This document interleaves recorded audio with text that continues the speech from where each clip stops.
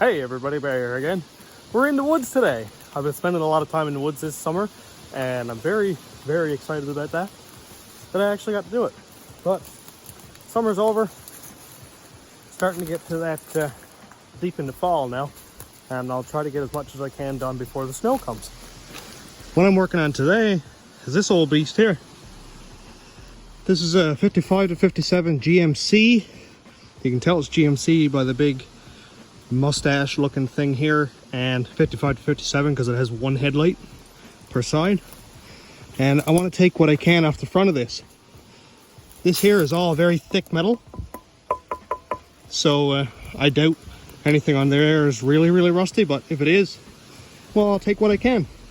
And this was a 9300, which is Canadian. It's a single cab and it was a long box because the bed sides are right there or down there somewhere. So I'm gonna go dig this out here the best I can, then I'll get the sawzall and I'll rip through some of this here. These fenders are pretty much cooked. You can see they're pretty squat up. Also, what I have in my pack sack laid on is a door out of this truck. There's a good handle on it, a couple of hinges there that I can rebuild, and I might be able to use some of this sheet metal, but it's not in great shape, so I'll use what I can out of that. Also, the firewall is still in this. I don't know how good it is, but Chloe's truck, somebody cut a big chunk out of the firewall, so I might be able to take that and use some of it. Some of this stuff over here might be usable. So I'm going to take what I can. Even the fuel tank is still in it. That's crazy. I doubt the fuel tank will hold fuel. But, you know, I might be able to use some of this stuff. So anyway, I'm going to get at it. I brought my battery powered sawzall, and it's really windy, so I'm going to do some check-in stuff rather than just listen to wind noise the whole time. And I'm going to chop this thing up. Dude, it even has inner fenders that are not in horrible shape. They're a bit twisty and a bit rusty, but this stuff is very expensive to buy and is not completely accessible. So we'll check in a couple of minutes and see where I get with it.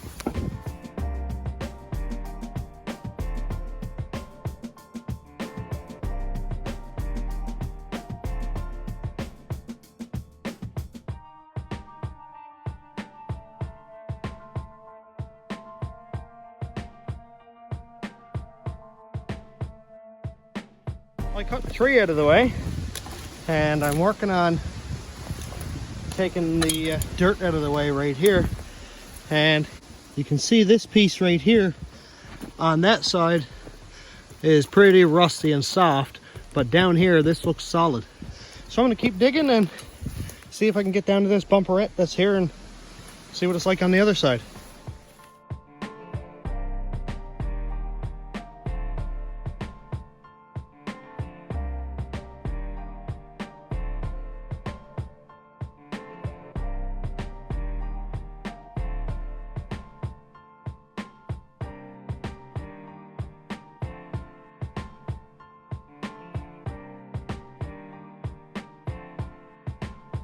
Well, I'm getting there slowly. The top part here looks really nice, and the bumperette there looks really good. You can see here, this is where the headlight eyebrow would be, like right there, but it's caved in pretty good. There should be a GMC emblem on the fender back here, so I might dig that in a little bit and see. I'm gonna have to get in here and cut off the frame rail right down there and across there, because this bottom bumper piece here actually bolts directly to the frame. So I'll cut it off and take the whole section. And like I was saying about the inner fenders, I'll try to take those. That one's in really good shape. I'll dig out the engine bay here, and I'll dig out all that. This must have had like a 292 or something in it, because that's really big. I could be wrong, that could be a 235, but no big deal. And there's some stuff here. Oh, and something else I found while I was digging is this. It looks like a small block Chevy pattern, but I haven't seen this port style before. 3196889-C, it looks like. I don't know, maybe it's older Dodge or something, I don't know.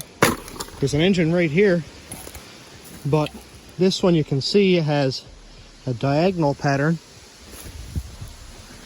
where this one is straight across. So I doubt it's whatever this engine is, which looked kind of Dodge, but I don't know what it is. I have no idea. Pretty cool embossing right there with the distributor rotation. That's pretty cool. Huh. 1843657 just like a small block Chev. But that's a different looking bell housing. I don't know. It's pretty cool though. So I'm gonna get back at it. This here is where the GMC emblem would be. You see GMC right there, and that's pretty cool. And also I found some nice barbed wire, which I'm actually going to take home because that's pretty cool. Like how cool is all that barbed wire right there? I know it's probably tetanus line, but whatever.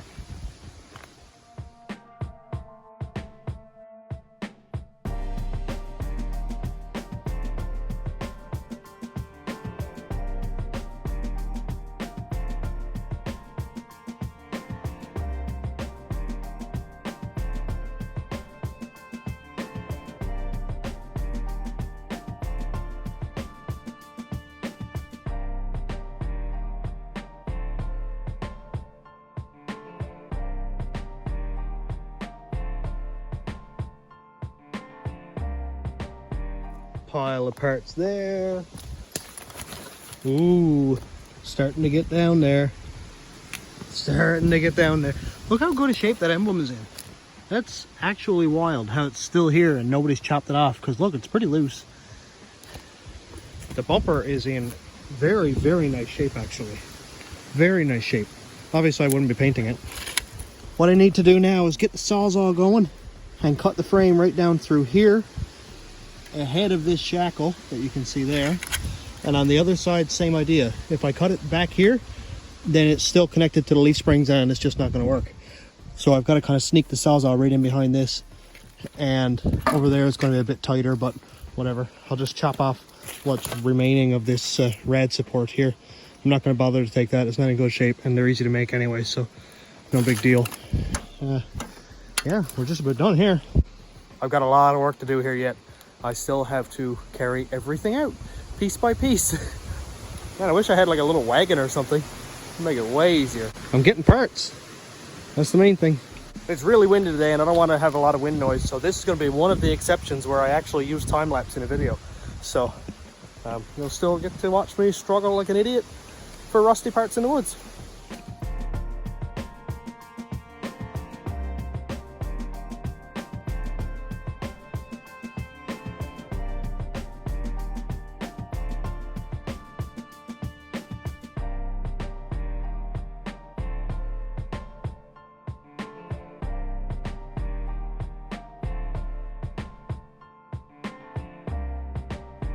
Well, look at this.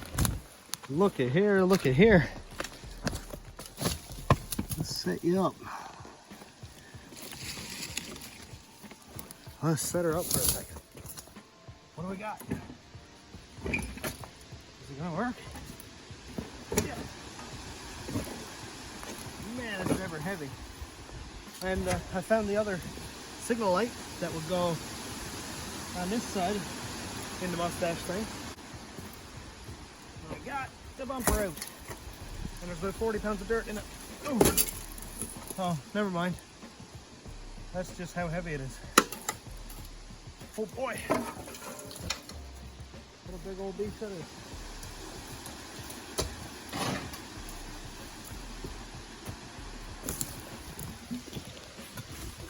Well, it's starting to look like I got a lot of parts. Sweet. So this should be very easy to take out. Just cut down here across the bottom and take that section. I don't need anything that's under here. I don't really need anything over there, really. I just looked at it again, there's nothing there, so I'll just slice that. But dude, I would not be able to do any of this without that Sawzall. It's like the best thing I ever spent 25 bucks on. So for anybody who doesn't know what I'm talking about, I bought this and like 6 more pieces or whatever it was for 25 bucks. And the battery was cooked, the charger was cooked. So my buddy Dwayne and I wired to the positive and negative some leads so that I can use my motorcycle battery to run it. And it's not fast, but you can't stop it. I just cut through this whole frame rail, this bracket, that frame rail and bracket over there, along the two fenders. I cut braces out of the way, and it just does not stop. It's not really fast. That's the cool thing. It doesn't kill the sawzall blades. This is the first blade.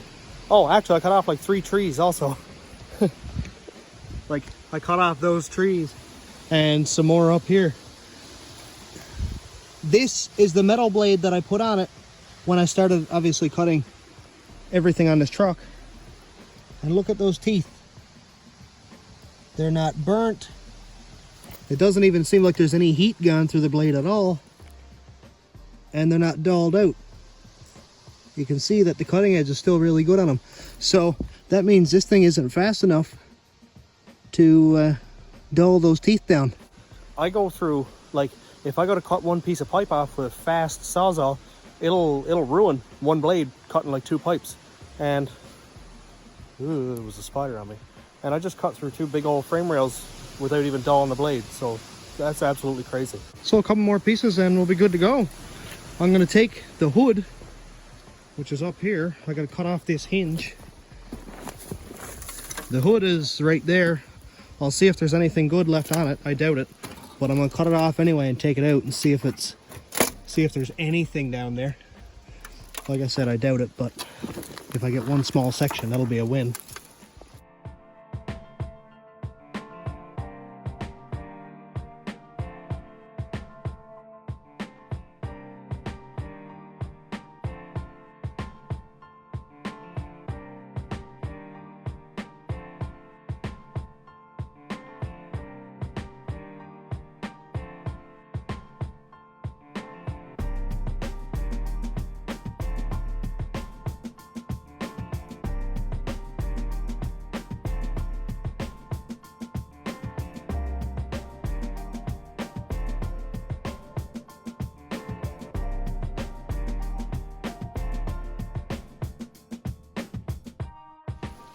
So I think I have everything I need. Man, I'm absolutely beat. So I have the pan sides and the headboard that are there. One pan side actually has a fender on it. Well, it's pretty destroyed. Like really destroyed. But there might be something there. It's pretty rough, but whatever. I'm taking it anyway. This fender is squat up pretty good, but there's still the shape of the wheel well there. And it's funny, the bottom is not completely gone like most of these are. Most of them I found don't even have this on there at all because it used to catch a lot of dirt. This door, this is what I'm mainly very excited about, is this bumper right here. That's a wicked piece. I love it. And I've never actually found one of those in the woods at all. This is the only GMC with a bumper on it that I found in the woods. So it's pretty sweet. I'm very excited about this today. So I think I'll lug all this out into the truck now. Well, I got it all out, as you can see. And man, that was a lot of work. That's like 200-300 feet in the woods, and it's very thick and very tall grass. So to pull out the pan side that's 6.5 feet long and hook it up in every little blade of grass, make you work. I think I've worked harder today than I have in the last 5 months working at CarQuest selling parts. So it's pretty wild. But we're there. I got a bunch of parts. This is great. The reason I'm getting all these parts and collecting them all is because I'm starting Chloe's truck this winter, and I'm going to need a lot of parts for hers, and there's a lot of really good parts on the rat rod. Like the rear fenders are not bad at all. The front fenders are very good. The grille is actually Chloe's anyway, and I'm going to need all that stuff to put back on this one when I give her the good parts. And a lot of that is going to be right out of the woods in Newfoundland, so it's pretty exciting to be able to reuse a lot of this stuff again. Of course, I'm going to be welding in patches wherever there's a hole, or if it's really rusty and soft, I'll weld pieces back in, because I don't want it to be running around with holes in it and stuff. That's not really my style. But of course I don't mind using parts that I find in the woods and repurpose and save a lot of money, because a grill is like 1,500 bucks on Keystone. That's a lot of change. And I have a 57 Chev grill, but this is a GMC thing now. So, well, it'd be cool if I found a GMC tailgate. That'd be really cool, because they're pretty sweet looking. But I'm all done here for today. So I'm gonna go home and throw this in my shed and forget about it until I need it. So thanks for checking out the channel, and thanks all my YouTube. So thanks for checking out the channel, and thanks all my new subscribers. We're getting very close to 10,000 now. This is really, really exciting. That was my absolute end goal when I first started YouTube, and it's slowly becoming real. So thanks a bunch for that to everyone who has subscribed and who will be soon. And thanks to my YouTube members and patrons. If you want to check out my Patreon, it's patreon.com/stationroadratrods. My YouTube members link is down here. And also check out the spring store shelf that is under this video for hoodies and t-shirts and stickers and mugs and all that cool stuff. And that helps me put gas in this to go find more parts in the woods. So thanks for watching. Have a great day, everybody.